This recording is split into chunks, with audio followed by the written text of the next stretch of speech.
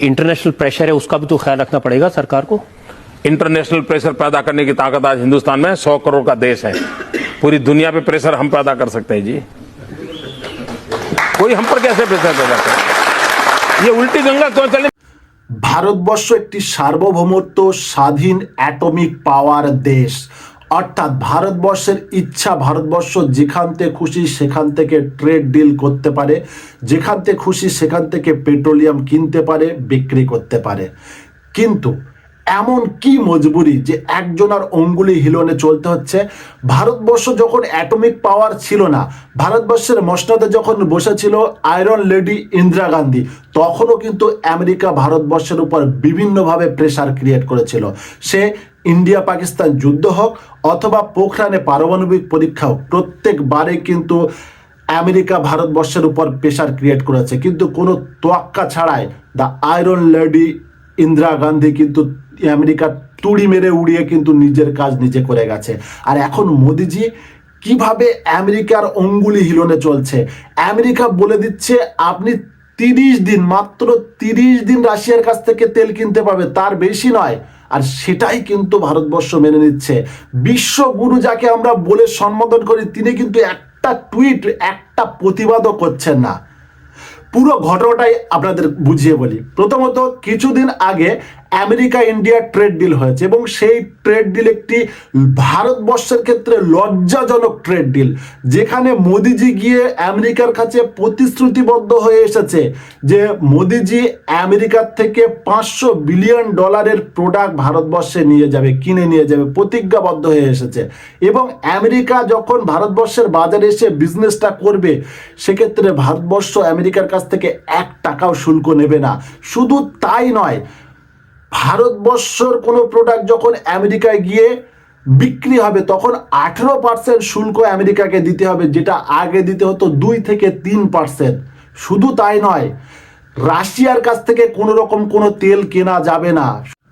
শুধু তাই নয়, ইন্ডিয়া এবং ইরান চাভার পোর্ট, অর্থাৎ যে পোর্ট দিয়ে ইন্ডিয়ায় ক্রুড অয়েল পেট্রোলিয়াম আসে, সেই পোর্ট 10 বছরের এগ্রিমেন্ট চুক্তি ছিল ইন্ডিয়া ইরানের, অর্থাৎ 10 বছর সেখান থেকে ফ্রিতে মাল তুলতে পারত।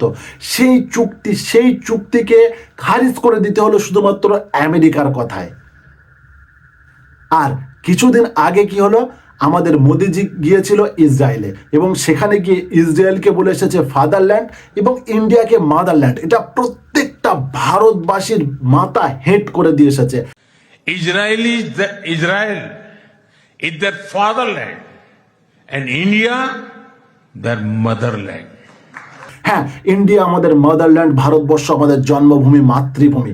ইন্ডিয়া অবশ্যই আমাদের মাদারল্যান্ড, কিন্তু ইসরায়েল আমাদের ফাদারল্যান্ড কোন দুঃখে হতে যাবে? ইসরায়েল ফাদারল্যান্ড মোদিজির হতে পারে, ইসরায়েল ফাদারল্যান্ড ওইসব গোবর খেকো গোবর ভক্তদের হতে পারে। আমাদের ইসরায়েল কখনো ফাদারল্যান্ড নয়। হ্যাঁ, ইসরায়েল অবশ্যই আমাদের কূটকৌশলী বা সামরিক দিক দিয়ে হেল্প করেছে, কিন্তু ইরান কোনো অংশেই কম নয়। ইরান অর্থনৈতিক দিক দিয়ে কিন্তু ভারতবর্ষকে প্রচুর এগিয়ে দিয়েছে। কি করে? সব থেকে সস্তা দামে কিন্তু আমরা তেল পাই ইরান থেকে, এবং ইরান কিন্তু তেল দেওয়ার পরিবর্তে ভারতবর্ষ থেকে টাকা নেয় না, ডলার নেয় না, ভারতবর্ষ থেকে কলকাতা থেকে মাল নিয়ে চলে যায়। তাহলে এর থেকে বড় উপহার, এর থেকে ভারতবর্ষের অর্থনৈতিক চাঙ্গা কিন্তু অন্য কোনো দেশ কোনো অংশে করতে পারবে না। এবার মোদিজি যখন ইসরায়েল থেকে ফিরে আসলো, ইসরায়েল ইরানের প্রধানমন্ত্রীর উপর মিসাইল নিক্ষেপ করলো এবং মিসাইল নিক্ষেপ করার পুরো দায়টা ইসরায়েল। কিন্তু যেহেতু ভারতবর্ষ ইসরায়েলের সঙ্গে আসার মুহূর্তেই ভারতবর্ষ ইসরায়েলের সঙ্গে ছিল, ইরান কিন্তু ভারতবর্ষের উপরেও কিছু সন্দেহ করেছে। সেজন্য হরমুজ প্রণালী, যেটা ইরানের অংশ, সেখান থেকে সব তেল আসতো, হরমুজ প্রণালী বন্ধ করে দিল এবং বন্ধ করে দেওয়ার পর ভারতবর্ষের প্রচুর জাহাজ সেখানে আটকে আছে এবং জাহাজ যখন আটকে আসে, ভারতবর্ষে আসতে পারলো না, তখন ডোনাল্ড ট্রাম্প নির্দেশ দিচ্ছে রাশিয়ার কাছ থেকে ভারত তেল আনতে পারবে, শর্ত 30 দিন, মাত্র 30 দিনের জন্য তেল আনুক, তারপর আমরা আবার ব্যবস্থা করে দিচ্ছি।